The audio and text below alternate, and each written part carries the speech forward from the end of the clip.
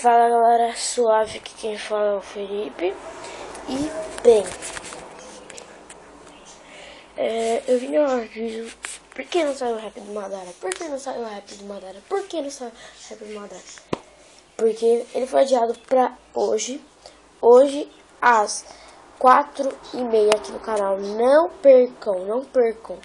4h30 vai ter aqui o rap do Madara.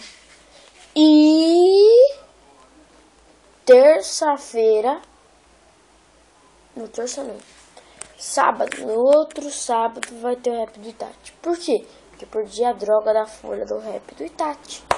Eu vou ter que fazer tudo de novo.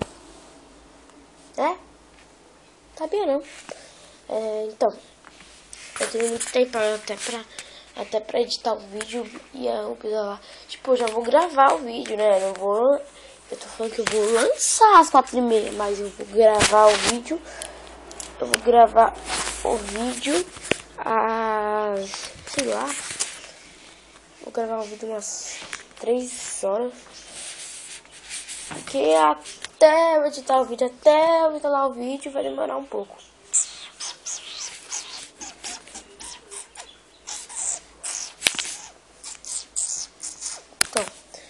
Esse é uma vez que espero que tenham gostado. E porque ontem também não saiu a série do Minecraft Survival, porque eu não achei o mapa, mas eu já achei hoje. Vai ter daqui a pouco às 2.